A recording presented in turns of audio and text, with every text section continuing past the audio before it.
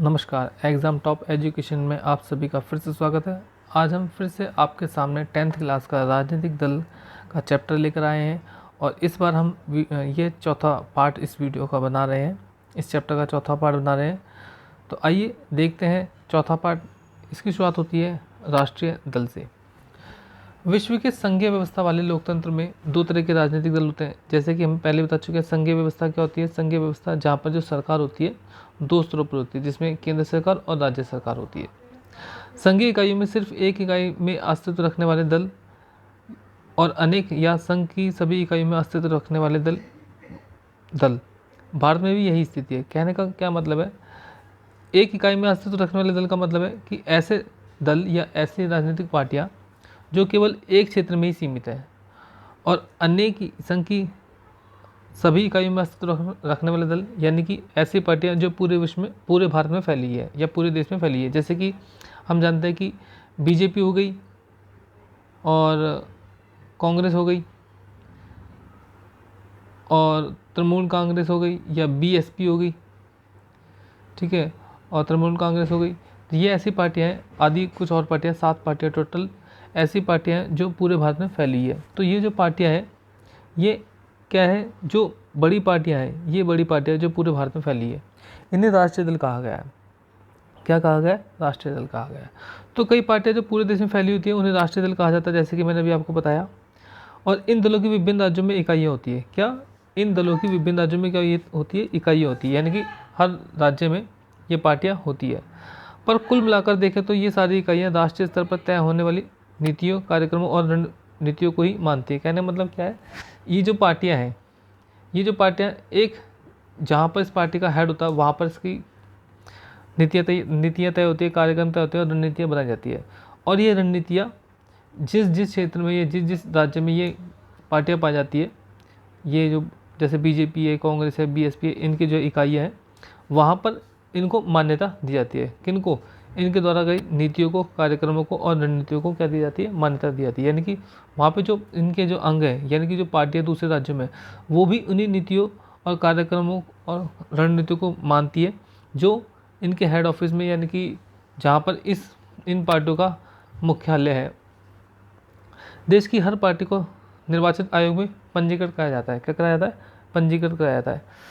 आयोग सभी दलों को समान मानता है। जो चुनाव आयोग है उसने क्या, वो सभी दलों को क्या मानता है? समान मानता है। लेकिन कुछ विशेष सुविधाएं दी जाती है कुछ विशेष राजनीतिक दलों को। ये विशेष राजनीतिक दल कौन से होते हैं? ये विशेष राजनीतिक दल या तो मान्यता प्राप्त दल होते हैं या फिर राष्ट्रीय दल होते हैं। अब आता है मान्यता प्राप्त दल कौन से होते हैं। मान्यता प्राप्त दल वह दल होते हैं अगर कोई दल किसी राज्य में 6% से अधिक वोट हासिल कर लेता है या कम से कम 2 सीटें हासिल कर लेता है, तो उसे अपने राज्य के राजनीतिक दल के रूप में मान्यता मिल जाती है। यानी कि ऐसा कोई दल जिसने किसी राज्य में 6% वोट हासिल करे हैं, जो उस राज्य के सारे टोटल वोट थे उसके 6% हासिल करे हैं और साथ में 2 सीटें हासिल कर ली है, तो उस दल को उस राज्य में राजनीतिक मान्यता मिल जाएगी। यानी कि वो कैसा दल हो जाएगा? एक मान्यता प्राप्त दल हो जाएगा। इसी प्रकार से राष्ट्रीय दल भी होते हैं।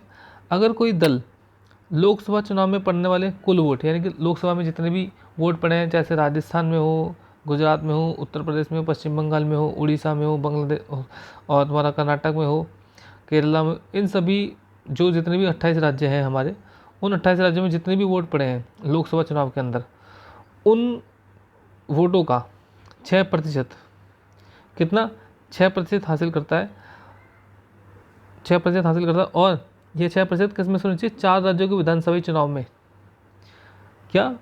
4 राज्यों के विधानसभा चुनाव में पड़े कुल वोटों का 6% हासिल करता है और लोकसभा के चुनाव में कम से कम 4 सीटें हासिल कर लेता है, तो उसे राष्ट्रीय दल की मान्यता दे दी जाती है। क्या कह रहा है?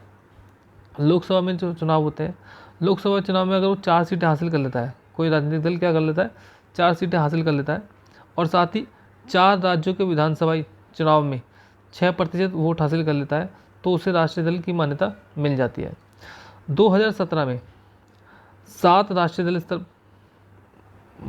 7 राष्ट्रीय दल जो है बन जाते हैं। आइए इनके बारे में जान लेते हैं। सबसे पहले आता है ऑल इंडिया तृणमूल कांग्रेस। 1 जनवरी 1998 में इसकी स्थापना होती है। ममता बनर्जी द्वारा इसकी स्थापना की जाती है और इसे 2016 में राष्ट्रीय दल की मान्यता मिली थी।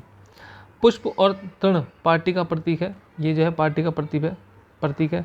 तो राष्ट्रीय दल और मान्यता दल को कुछ विशेष अधिकार मिल जाते हैं और उन विशेष अधिकारों में से क्या होता है, एक ही होता है कि यहाँ पर एक पार्टी का चुनाव चिन्ह फिक्स कर दिया जाता है। क्या कर दिया जाता है? फिक्स कर दिया जाता है। और उस चुनाव चिन्ह पर केवल उसी ही पार्टी का प्रतिनिधि क्या लड़ सकता है? चुनाव लड़ सकता है। किसी या उम्मीदवार और किसी पार्टी और किसी व्यक्ति को वो चिन्ह नहीं अलॉट किया जाएगा। अलॉट का मतलब नहीं दिया जाएगा चुनाव लड़ने के लिए। धर्मनिरपेक्षता और संघवाद के प्रति प्रतिबद्ध, यानी कि इनका जो नीति क्या है, धर्मनिरपेक्षता और संघवाद इनकी क्या नीति है। 2011 से पश्चिम बंगाल में सत्ता में है कौन? तृणमूल कांग्रेस। कहाँ पे? पश्चिम बंगाल में 2011 से क्या है, सत्ता में है। अरुणाचल प्रदेश, मणिपुर और त्रिपुरा में भी इसकी उपस्थिति है। 2019 में आम चुनाव होते हैं और इसे 4.07% वोट मिले और 22 सीटों पर इसने जीत करी थी, जिससे लोकसभा में ये चौथी सबसे बड़ी पार्टी बन जाती है। अब आती है बहुजन समाज पार्टी, जिसे हम BSP के नाम से जानते हैं। स्वर्गीय काशीराम के नेतृत्व में 1984 में इसका गठन किया जाता है, जिसमें दलित, आदिवासी, पिछड़ी जातियां और धार्मिक अल्पसंख्यक शामिल है। इस पार्टी ने मुख्य रूप से किन लोगों पर अपना टारगेट किया है? एक तो दलित हो गए, दूसरे आदिवासी हो गए और पिछड़ी जातियां और जो अल्पसंख्यक लोग हैं। कौन? अल्पसंख्यक। अल्पसंख्यक क्या? जो भारत में हिंदू धर्म सबसे बड़ा धर्म है, हिंदू धर्म के लोग सबसे ज़्यादा हैं। तो हिंदू धर्म के अलावा जो भी अन्य धर्म है, हिंदू धर्म के अलावा अन्य जो भी धर्म है, उन सभी धर्मों को अल्पसंख्यक माना गया है। तो के लिए राजनीतिक सत्ता पाने का प्रयास और उनका प्रतिनिधित्व करने का दावा करती है यह पार्टी साहू महाराज, महात्मा फुले, पेरियार, रामास्वामी नायकर और बाबा अम्बेडकर के विचारों पर और शिक्षाओं से प्रेरणा लेती है। कौन? बहुजन समाज पार्टी। तो बहुजन समाज पार्टी किनके विचारों पर चलती है? बाबा अम्बेडकर हो गए, महात्मा फुले हो गए, पेरियार रामास्वामी हो गए और साहू महाराज हो गए। तो इनके विचारों पर चलती है। दलित और कमजोर वर्ग के लोगों के कल्याण और उनके हितों की रक्षा के मुद्दों पर ये सबसे सक्रिय पार्टी है। उत्तर प्रदेश, मध्य प्रदेश, छत्तीसगढ़, उत्तराखंड, दिल्ली, पंजाब में भी इस पार्टी के जो है नेताओं को देखा गया है। इस पार्टी के जो उम्मीदवार हैं उनको देखा गया है, या आप बोल सकते हैं इन पार्टी को यहाँ से सीटें मिली हैं लोकसभा में। अलग अलग पार्टियों से अलग अलग अवसरों पर समर्थन लेकर इसने उत्तर प्रदेश में 4 बार सरकार बनाई है। किसने? बहुजन समाज पार्टी ने। इस दल को 2019 के लोकसभा चुनाव में करीब 3.63% वोट मिलते हैं और 10 सीटें ही मिल पाई थी। अब आता भारतीय जनता पार्टी।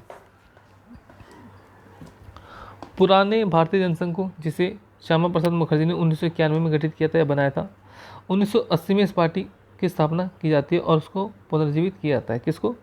भारतीय जनसंघ को। तो ये जो भारतीय जनता पार्टी है, भारतीय जनसंघ का ही क्या है? एक हिस्सा है। भारत की प्राचीन संस्कृति और मूल्य दीनदयाल उपाध्याय के विचार, समग्र मानवतावाद, अंत्योदय से प्रेरणा लेकर मजबूत और आधुनिक भारत बनाने का लक्ष्य इस पार्टी का है। भारतीय राष्ट्रवाद और राजनीति की इसकी अवधारणा में सांस्कृतिक राष्ट्रवाद एक प्रमुख तत्व है। पार्टी जम्मू कश्मीर को जो एक विशेष दर्जा दिया गया है, उस विशेष दर्जे के विरोध में, और पार्टी जो है हिंदू धर्म को विशेष बढ़ावा देती है। और इसने जो है इस पार्टी के हिसाब से जो धर्मांतरण किया जाता है वो क्या है? गलत है, और इसलिए उस पार्टी ने धर्मांतरण पर रोक लगाने की कई बार कही है। 1990 के दशक में इसके समर्थन का आधार काफ़ी व्यापक हुआ। पहले देश के उत्तरी और पश्चिमी तथा शहरी इलाकों तक यह सिमटी रहने वाली इस पार्टी ने दशक में दक्षिण पूर्वोत्तर तथा देश के ग्रामीण इलाकों में अपना आधार बढ़ाया।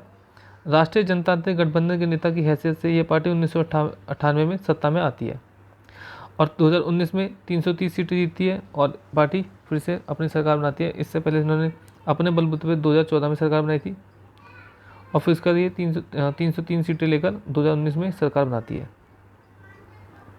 और फिलहाल अभी बीजेपी की ही सरकार है। अब आती है next communist Party of India, CPI जिसे बोलते हैं। 1925 में ये पार्टी की स्थापना होती है। मार्क्सवाद, लेनिन और धर्मनिरपेक्षता और लोकतंत्र में इसकी आस्था है। यानी कि किसको मानती है? एक तो मार्क्सवाद और लेनिनवाद की विचारों को मानती है, और धर्मनिरपेक्षता को मानती है, और लोकतंत्र में आस्था रखती है। अब धर्मनिरपेक्षता क्या है? धर्मनिरपेक्षता का मतलब ये होता है कि देश के अंदर सभी धर्मों को बराबर माना जाएगा, किसी विशेष धर्म के लिए सरकार द्वारा कोई विशेष काम नहीं किया जाएगा, या उस धर्म के किसी विशेष धर्म को बढ़ावे के लिए कोई सरकार विशेष काम नहीं करेगी। ठीक है। अलगाववादी और सांप्रदायिक ताकतों की विरोधी यह पार्टी है।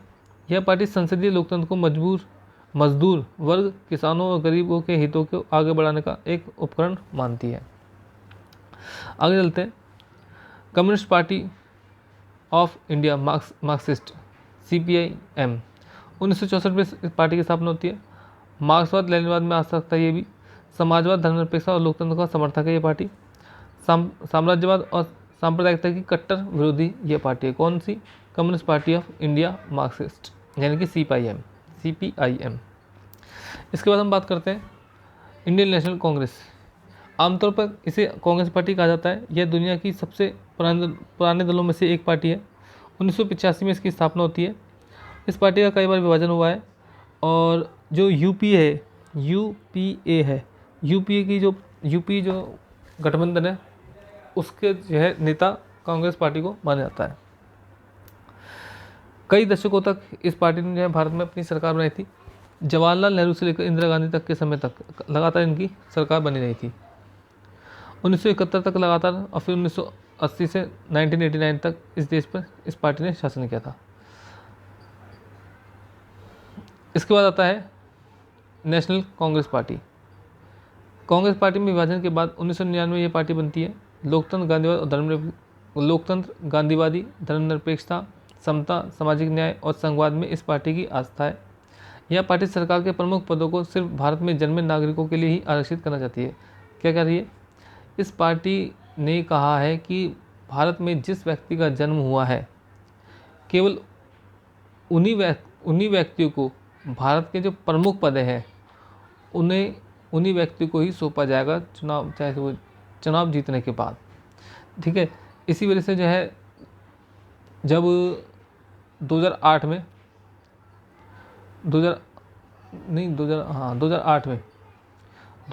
में सरकार बन के आती है कांग्रेस के द्वारा, तो इस पार्टी ने जो है विरोध करा था किसका? सोनिया गांधी का।